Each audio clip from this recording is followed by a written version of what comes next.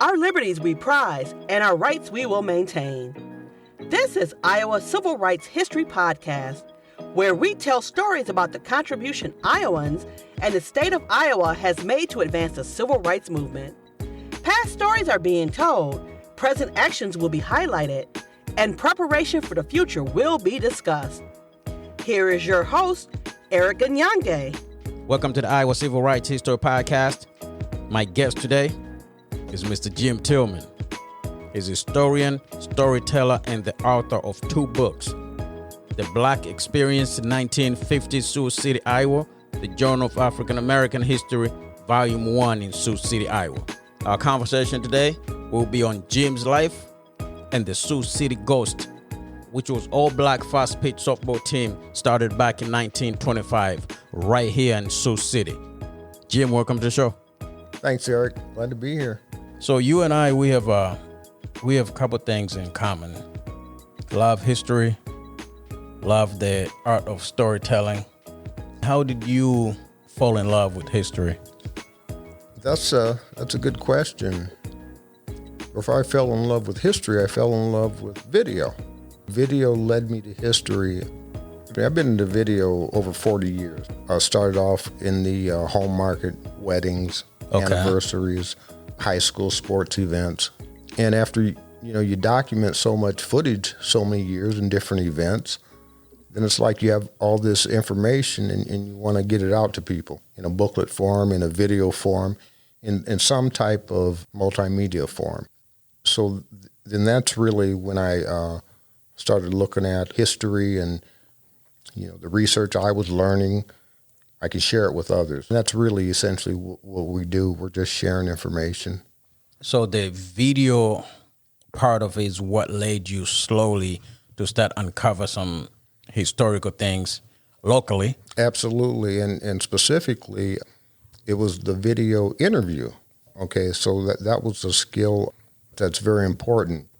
I would interview the oldest African-American citizens that I knew in Sioux City. Sioux City. So we're talking 90 years old, 89, that type of thing. Yeah.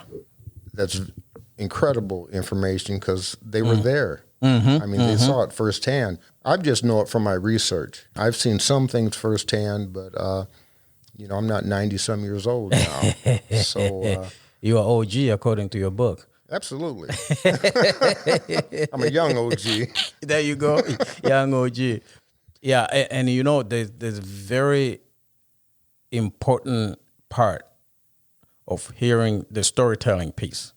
You're interviewing people who actually lived at a specific time in history, and they can tell you from their own mouth. Yes. And I think that's another form of storytelling we lost. Powerful form. Yeah. I mean, it goes back to, I believe it was, Native Americans, the oral history, and a lot of different cultures. Yeah. It was the oral history. Yes. We're around campfires. We just want to put it in book form, in video form, flash drive form. Because otherwise you lose it. It's gone. Yeah. Did I read this right? Your grandfather migrated in Sioux City? Yes. Years ago? Exactly. George Arthur Daniels, he's how our family got to Sioux City, Iowa. In 1912, in Forsyth County, Georgia, his family was one of 1,100 black families that got run out of Forsyth County, Georgia. Georgia, okay. In 1912. I asked Mom all these years, where was Grandpa born at? Where was he? And it was always Atlanta, Georgia.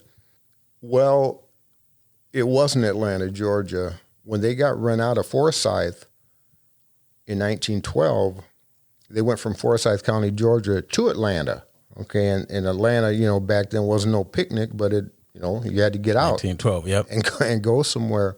So anyway, they were in Atlanta, and from Atlanta to Sioux City in 1918, that's when he arrived. And he arrived by, his older brother was already here.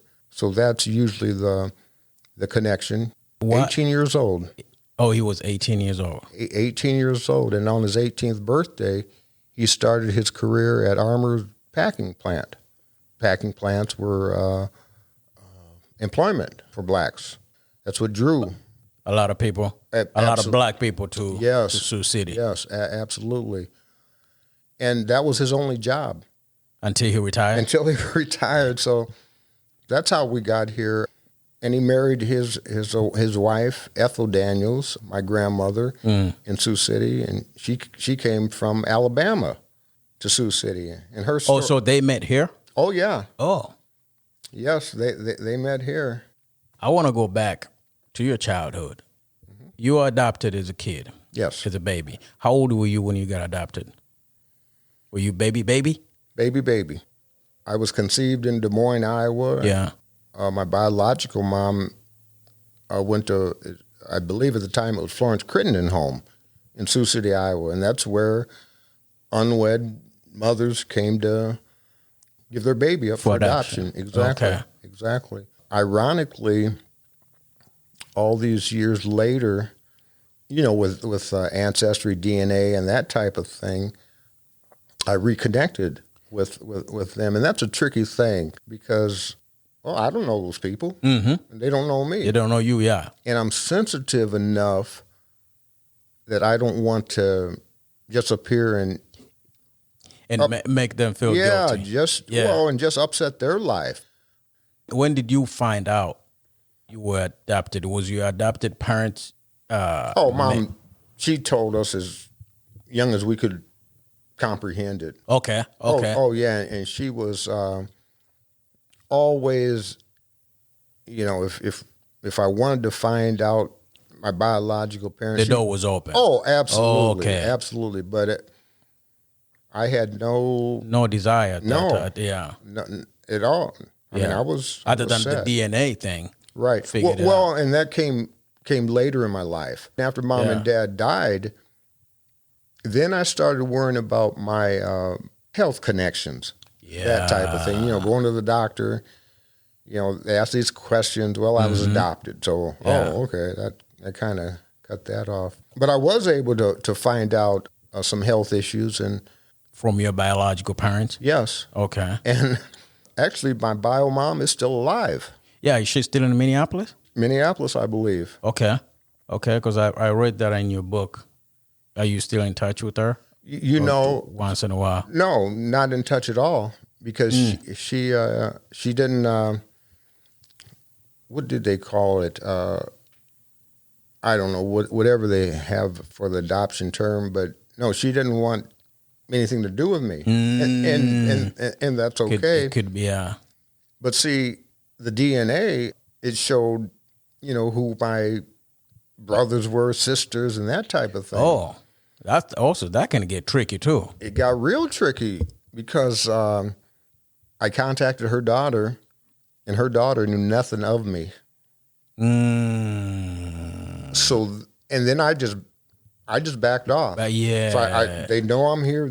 So I didn't. I mean, it wasn't that big a thing. I didn't take it as a personal rejection. No, I don't.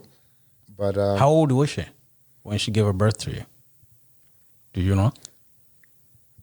I'm sure a teenager. Okay. Yeah. So probably that has a lot to do with it. Right. Your adoptive father, that's who you call your dad, Charles Tillman. Mm-hmm. He passed away very young. He did. At 49? 49. I always said I don't want to be like my dad. He had 3 heart attacks. Oh, wow. The third and fatal one was at age 49, and I was a senior in high school. Wow. 17 years old, and I remember I didn't say, God, why me? But I said, why now? Ooh.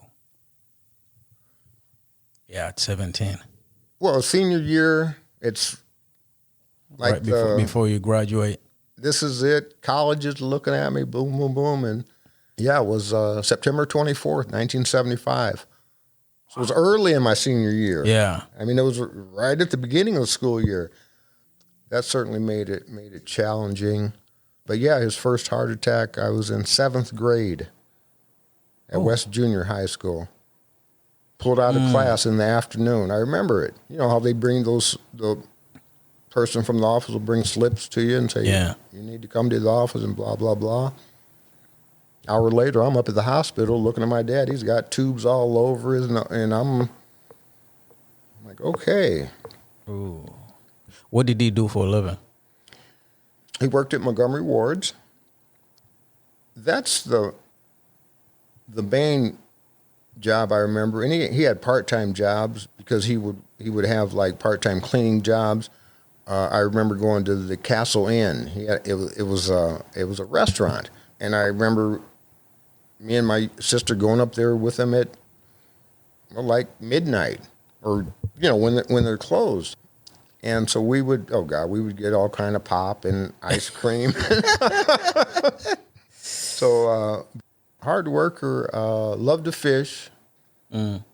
His mom lived to be 92. His dad lived to be 76. And you have a heart attack, but he didn't. Doctor told him, Charlie, you gotta quit eating the fried fish. And he loved fish. He was a fisherman. Oh. He was a hunter also. I wasn't a hunter or fisherman. Oh, you didn't pick up from him? Oh, no. That wasn't my thing. Now, my older sister would fish, but he'd take me and her fishing, and I'd, eat the snacks and lunch and... Just watch them fish. It was time to go home. I didn't even want to watch them fish. I wanted to go play some baseball or something. Your mom lived to be what age? 69. 69. Okay, that's still young. Very young. Very, very young. The daughter of George Arthur Daniels, and I was told by my aunt that my mom took after Grandpa more than any of the kids. Tough, rough. There was no joking around. I mean, I'm grateful that she selected me to be in their family. Mm-hmm.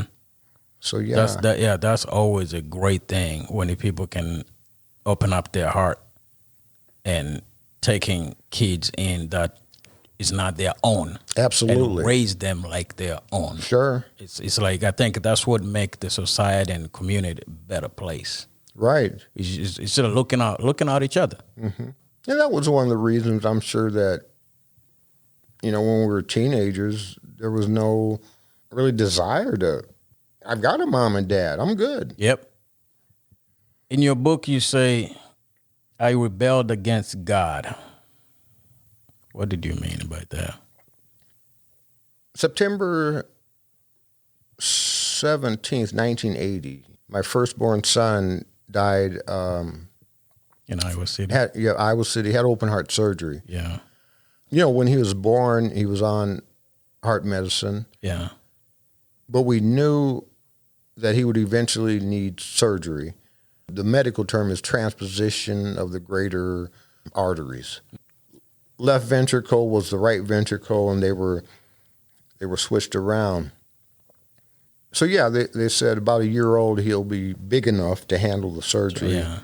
And that type of thing. I remember it was 8 months old. He was just there for a checkup, but he was growing. I mean, it was like, wow. So they felt it was a good time to try the surgery, and he didn't make it. I didn't expect that outcome. The rebellion against God, well, I was saying, there can be no God. You said that was the darkest day ever. Darkest day of my life, sure. I love my baby. The next day, the sun was out. I'm like, why is the sun out? Here's something how God works. So I'm still moping. Probably a week, 2 weeks after the funeral, okay, I get the Sioux City Journal, the daily paper. I'm, usually looking at the sports section first, and then all of a sudden, every day, I started looking at the obituary section. Mm. Of all places. Something that you never done before. Well. Once in a while. Well, yeah, exactly. But no, it was focused. Okay, so I'm reading the obituaries. And that's where the healing started. That's when I realized, somebody else lost a child. Oh, somebody else's dad died at 39. Mm. So then it's like, oh my goodness. I'm not the only one. I'm not the only one. Yet. It still hurt. Yeah, it wasn't no instant fix or whatever. It was a process. It was a process of years to go through, years where I wouldn't go to the cemetery on Memorial Day, just not dealing with it. But then out of nowhere, one Memorial Day, I'm going this year. And that was a major healing for me. And to this day, the cemetery is a source of strength for me. Oh, wow. Oh, yeah. I go out there and get strength and guidance. And, oh, yeah, very peaceful out there. And it's, and I like to get out and garden a little bit. So I'll also take care of some of the graves. You know, I'll take care of my parents and that type of thing. But if I see somebody else's, it's like, come on, man, I got to do something. Yes. Yeah. Yeah. So I just want to even honor people when they're gone in that type of way. And it's strengthened me. I mean, you go through situations, it's like, well, man, I've been through this. What else? Well, bring it on. Yeah. I mean, and there has been other issues throughout the years that have been challenging. What is your connection with the Boys and Girls Club in Sioux City? Were you part of it growing up? Absolutely. The Sanford Community Center and the Boys and Girls. Actually, there was no boys and girls. It was just boys. It was the Boys Club. We didn't want girls there. They added, I think, girls later. Absolutely. And yeah, it's now called the Boys and Girls Clubs of Siouxland. Okay, so they do have, but yeah, that's where I grew up at, and I owe a lot of my Youth. who I am to the Boys Club. Okay. And to the Sanford Community Center. And actually, that's where I'm going to do some summer programs this summer. The reading? Exactly. Okay. Yeah. So it's good to go back there and tell the kids, I was just like you. I was a member here. Yeah. Let's talk about that. As a matter of fact, you will be starting reading program for the youth this summer. Absolutely. Is this the first year? The Yes. first summer you're starting? How old are you shooting at? And what kind of books are you thinking about? Sure. Well, Eric, what it is, it's empowering youth through literature. It's a 6-week summer program. And really, the main objective of the program is get them to learn the love of reading, learn the love of literature, how it can be a tool for personal growth, creativity, critical thinking. And there's 7 key approaches that we're going to use on this. One, it's engaging book selection. So by offering a diverse range of genres, including fiction, nonfiction, and poetry, the program caters to different interests and reading levels. Second is reading aloud. That is an effective method used to introduce the joy of storytelling. Third one would be interactive discussions. The program encourages participants to engage in discussions about what they read. Reading. Yep. Exactly. Yep. So, make sure they're reading and comprehending it. And fourth is book recommendations. We'll give them personalized book recommendations based on their interest and reading level.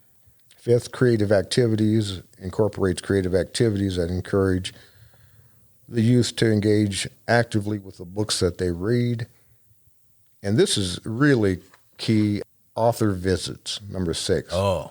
That's really... Oh, so you're going to have different authors that are going to come in. Okay. Absolutely. Great. The program organizes author visits, where they can interact directly with their authors. Yeah. Not just me. Because you probably have some young authors in your group. Sure. They're thinking about becoming an author. Well, and that's, you hit it right there. And the 7th approach is, you give them some reading challenges or some incentives. Read X amount of such and such, and you get a pizza or whatever. Yeah. So you give them some incentive.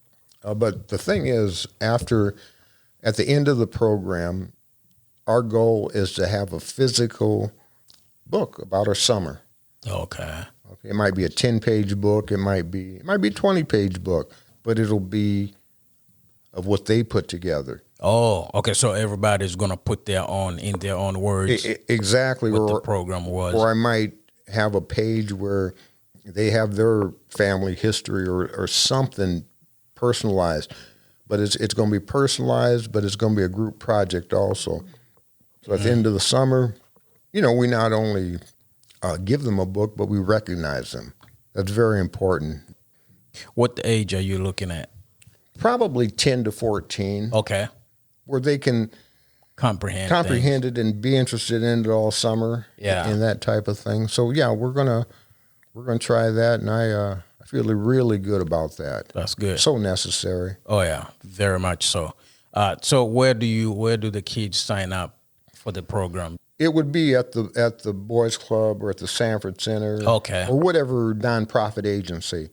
And those are just two examples. Those are my prime examples because I grew up there and I'm connected there already. But it's certainly not limited to that. It could be a summer church youth group, wherever youth are. Do you have a maximum number of kids you can have? 10, 20, 30, 50? No. 100? Because that's the thing, too. You might put this thing out there. You're thinking, I might get 10 of them to show up. And all of a sudden, you open up the door, 40. And then you sit there scratching your head. This is good, but oh no, I'm the only one. No, it'll. You can give me a call. I'll drive down. There you go. Yeah. No, I'd be really excited if it just overwhelms me and that type of thing because I can get the help. Yeah, we can adjust based on the interest. But I think 10, maybe 15 at the most, and usually the nonprofits, the youth agencies have a staff person there. Okay, just for discipline issues. And you went to Hopkins? Hopkins grade school, absolutely. Was that the black kids went to that school? Well, you're right. It was Hopkins and Webster. Okay, Webster on the west side, probably, I don't know, 20 blocks from there or whatever, but kind of but yeah, Hopkins, Webster, and then on the east side, Irving School, but it was mainly Hopkins and Webster. What was the population then for the black kids? Because I'm assuming all you guys knew each other. Or was it big enough that some of you guys did not know? No, probably between the school, sports, and all the other stuff, you probably bumping on each other a lot. Right. Well, and the thing is, we went to Hopkins and we were in different grades, so I wouldn't really interact with them on their grade level, but we'd be at after school at the Sanford Center, at the Boys Club, in the neighborhood playing games. But yeah, you definitely knew everybody at Hopkins pretty much, because that's where the softball team, the Colored Ghost, they did most or almost all of their practice there. That's exactly where they practiced. Yeah, the Sioux City Ghosts, they were an all-black, fast-pitch softball team. Very, very well known. Tremendous team. Famous in the country. Absolutely. Yeah, and they started here. They started in Sioux City and began touring the United States, Canada, and Mexico during the 1930s and played until 1956. In that time period, there were different Sioux City Ghost teams. But the original Ghosts, the ones, these were all Sioux City neighborhood kids, all black. And because of their pranks on the softball field, they were a lot of times compared to the famous Harlem Globetrotters. They were an important part of African-American society in Sioux City because, 1930s, that's, the Great Depression. Yep. And they were the huge entertainment. Exactly. For people. Absolutely. Yeah. And then you get these, 15 black, athletes in the 1930s, 40s traveling across the country, West Coast. Yeah. Western. And they say they were well known even outside Sioux City more than they were known in Sioux City. Absolutely. They won estimated 2,000 games. Wow. And lost maybe 100. Wow. And they played the best of the best. Mm-hmm. They wanted your championship team or all-star team, whoever you've got. And so they would go into these different communities. They would, beat the, softball team. So the crowd would be mad, but then the Ghosts would go into their antics and they'd be so comical. The crowd would be cracking up. So they forgot about that they beat their team. Yeah. So that was part of the. Why did they call him Ghost? Is there any significant to that or not really? I've been asked that, and I'm not sure. I can only kind of guess because first it was a Sioux City Ghosts basketball team. Oh, okay. So that was there was a basketball team, and then there was the softball team.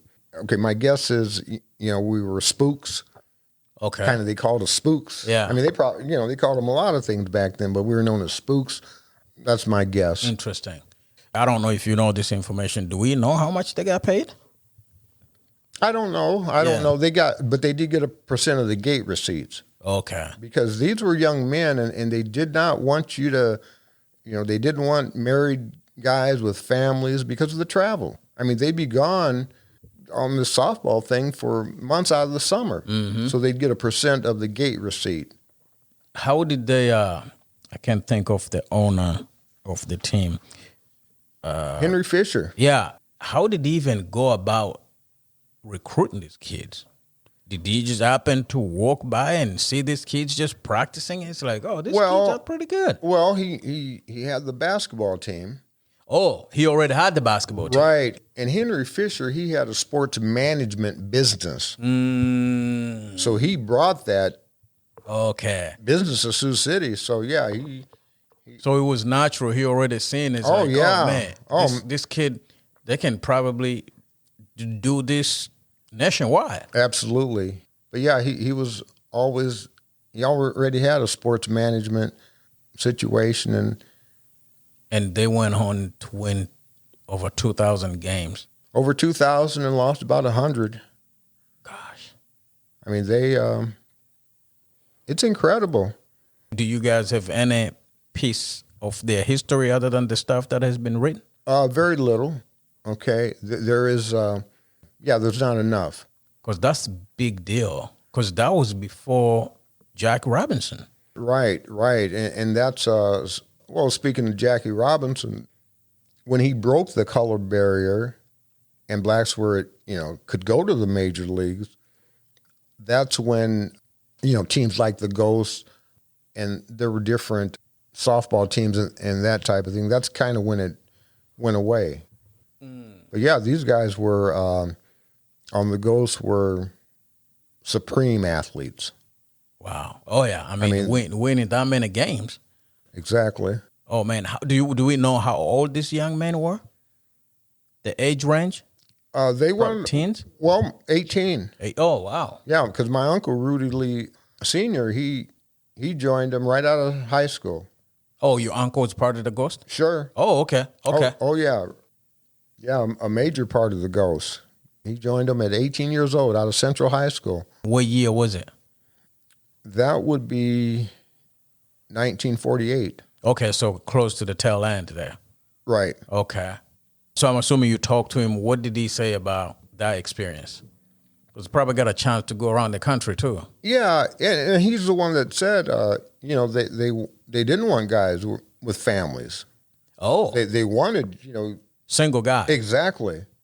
Absolutely. Because they want you to commit to be on the road. Commit for that to long. it, and right. Yeah. There was a few guys that were married, like the great one of the greatest Ghosts of all time, L.J. Favors. He was on the original Ghost team, but he was already married. But he was so good. I mean, he was L.J. Favors and Floyd Fuji Fulton. Those were two of the greatest Ghosts ever. Yeah. Because they've been recognized in the Iowa Hall of Fame and that type of thing. That's another piece of story. A lot of it got lost. Maybe even bystander might have something like that back then. You know what? There's probably somebody, some person, some city that has some information on the Ghosts. maybe Because I'm sure somebody wrote something in all these cities that they were absolutely, going. But it's like it's gonna be so hard to pull that information to find. It might be in their local library. The story, like, yeah, we interviewed these ghost kids, but that's also the challenge of researching. I know it's out there. I gotta let me. How do you dig out? Well, yeah, and one thing is I'm on USA. Newspaper.com. So that puts me in touch with most newspapers in America dating back to the 1800s. And you can't always find information in there. Yeah, man, that's why these oral stories, man, to record them, to save them, put them somewhere is very, very important in times like this. Yeah, absolutely. Especially nowadays. We've got technology. Oh, yeah. We've got the capabilities. Yeah. Nowadays, we do not have excuse. Thank you. You know, this is another question. Just get away from the ghost for just 1 second. I wanted to ask you, how should we commemorate the Black history? As far as... that month, what should we do on a Black History Month? If Jim get the power to decide. I have a funny, strange feeling about Black History Month. Talk to me. I don't really like it. For one, there's history made every month, every day, every minute by everybody, African American included. So you don't think we should be delegate the month? Not just February. We should just say, hey, Black history is American history. Absolutely. And we should just celebrate absolutely. Now, all year long. Now the national, it's Black History Month, February. So we're going to talk about it, but we're not going to, I'm going to talk, this is March. I'm talking about Black history now. I had my book signing in July last year. I'm talking about Black history in the summertime. I've got this Empowering Youth Through Literature deal. They're looking at 2 books about Black history. So we should not be waiting, putting things on the back burner and say, oh, yeah, we're going to put that on hold until February. We don't have time to wait. We don't have time to wait. I like that. So what do you think about having Dr. King Day? Oh, that. You okay with that? Oh, absolutely. Oh. Even though, I'll tell you something about that. With a video background. So I've been in video 40-some years. So any Black event or whatever, I've either got a video, a picture of it, or... So it'd be every year, Dr. King program. Boom. Let's get fired up. Boom. And I get fired up. And then I discovered a pattern. I'm like, okay, because I was not only there, but I documented it. It's on video. So I'm watching it. I have a dream speech. Everybody's so emotionally high and leave there just really, really wanting to espouse everything that he talked about. Yeah. But then it's almost like the next day, it's like, well, that's over. Back to business as usual. It was like just a thing on the calendar. An obligation. Okay, let's get this out of the way so we can... Check the box. Yeah, so we know we got to do this, but it's great to honor the man, obviously. Yeah. But then once again, it's up to us. If we just sit back, stick to February, that's our fault. Yep, that's true. 365 days. Sure. And that's not to say we don't honor or embrace other cultures for their months. Yeah. We certainly do. The Ghosts, they were also called Jack the Cleaner? That was the first sponsor. Okay. Before Henry Fisher took over, managing the team. Yeah, Jack the Cleaners.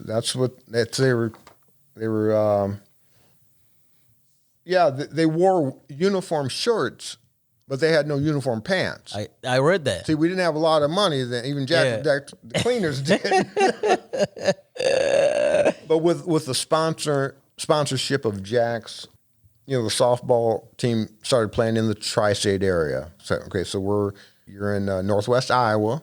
Sioux City is tri-state history, Iowa, Nebraska, and South Dakota. See, so that's what kind of makes it unique as far as an Iowa history. Yeah, because I realized that I was going somewhere over here, and all of a sudden my GPS said, "Welcome to Nebraska." I'm like, whoa, whoa, whoa, whoa, whoa, whoa, whoa.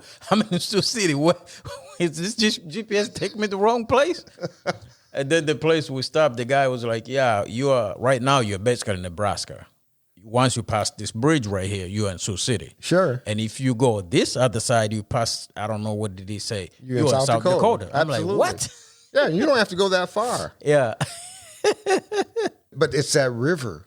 That's the early history of Sioux City. That's what brought people there. The riverboat, deckhands. They needed people to do their job. So Jack was the owner of the cleaning business? Yeah. Is that what it was? It was a... That's what it called, Jack the Cleaner. Exactly. But okay. So since they had no uniform pants, they wore whatever they owned. So they'll look exactly the same on the top. Yeah. But on the bottom, everybody got whatever they had. Whatever you could wear. Oh, wow. So then what else didn't they have? Well, they didn't have gloves. The only one that had a glove was the catcher. They didn't have any money to get any gloves. Are you kidding?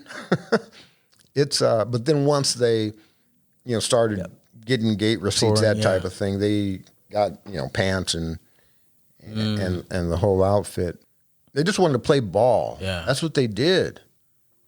So eventually, like in 1956, it just died down?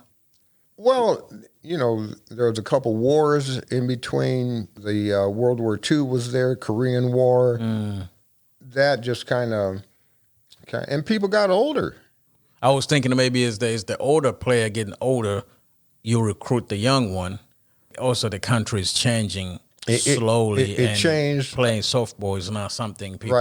Right. And the Depression era was over, and Henry Fisher was older, and so life just changes. Yeah. But during that time, that was a remarkable time, and they put Sioux City on the map. I know.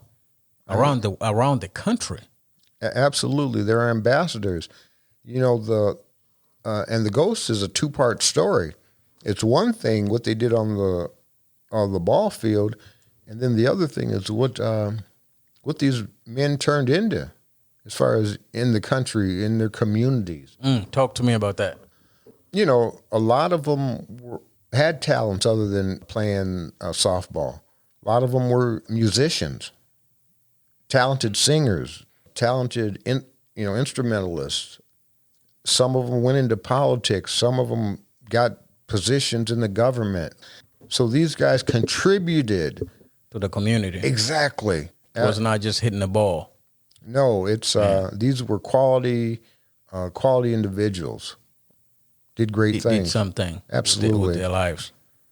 Life wasn't always perfect for the Ghosts.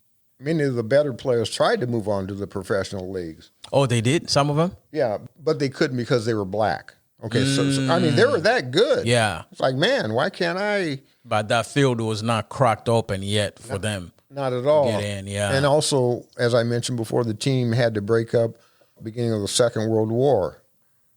When many of the players went to the armed forces. So then you experience that, and okay, maybe I don't want to come back and play. Come back here and play ball. Exactly. Yeah. Exactly. But I had William Morris, the grandson of J.B. Morris, on a podcast, and he wrote a chapter on the book Outside In about the military in Iowa.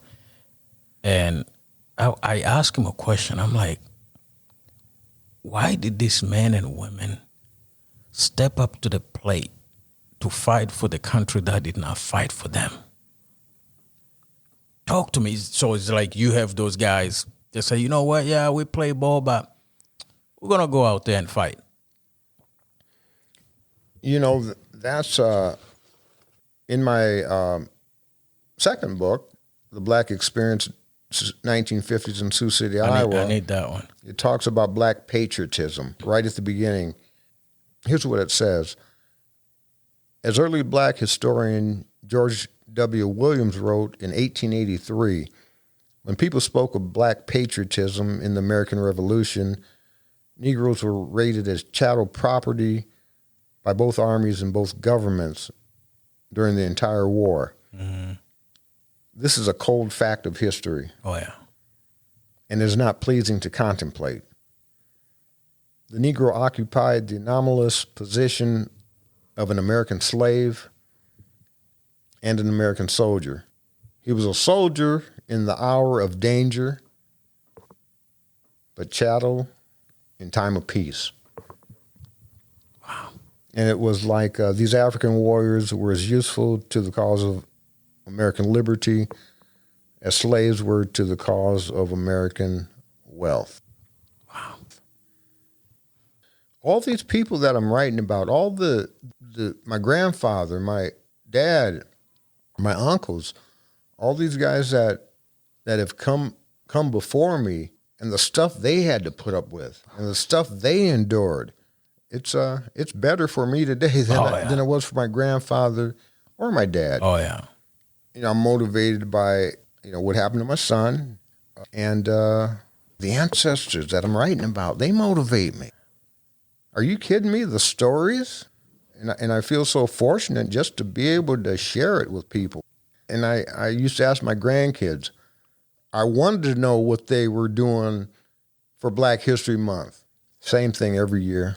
And I said, okay, I see what this is. But yeah, I wanted to do Black history, but tailor it to local. Local, yep. Absolutely. Mm-hmm. Mm-hmm. And I think that would be critical if every county in Iowa do local Black history. Exactly, yeah. And that brings me to my next thing.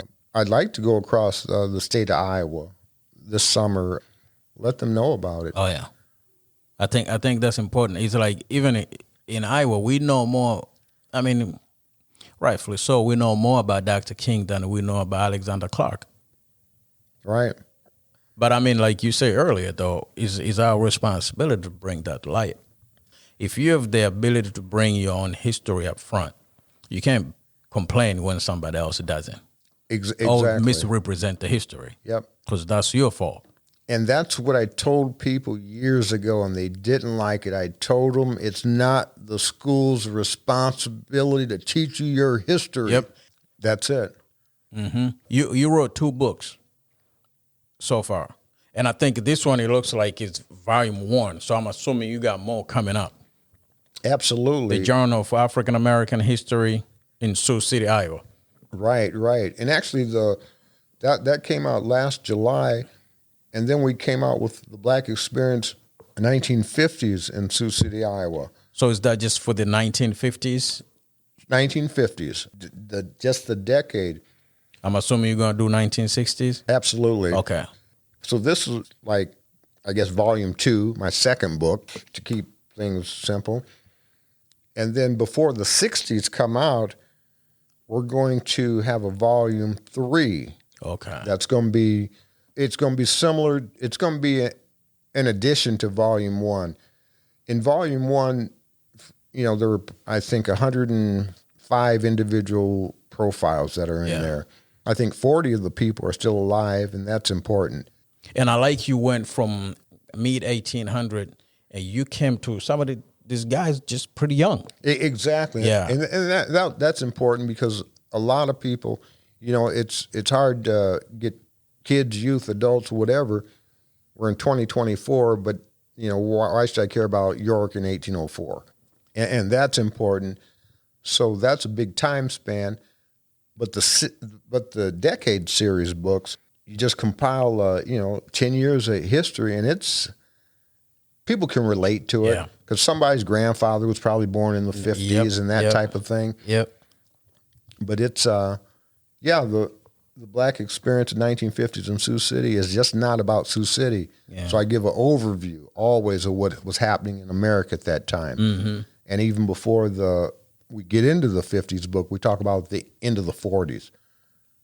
What the 40s were about, so you can understand. At the end of the book, we talk about heading into the 60s. It's a series. It'll be a continual series. What's the purpose of you writing these books? Just to preserve history? Make sure it's not getting lost. Preserve history. I want my grandkids to know who I was. Okay. Because sometimes, I don't want to rely on anybody else to tell them the story. Yep. who I was. They're going to know. They'll tell you who I was. Mm-hmm. And the main thing, I think, about legacy, why we put so much effort into this right now. Well, we're not going to be here forever. But when we're gone, the books will still be speaking for us. How many grandkids you got? I have got a baseball team. Oh, you okay? About 9. Oh, good. So good for you. How many kids you got? 3? I've got 3. 3. Okay. If you have 5 minutes, if the whole world stopped in 5 minutes, all the youth in the United States are listening to Jim Tillman. Right now, you got 5 minutes to talk to the youth. What are you telling them? Follow your heart. Oh. Not tradition, not to please your parents, not to please your teacher.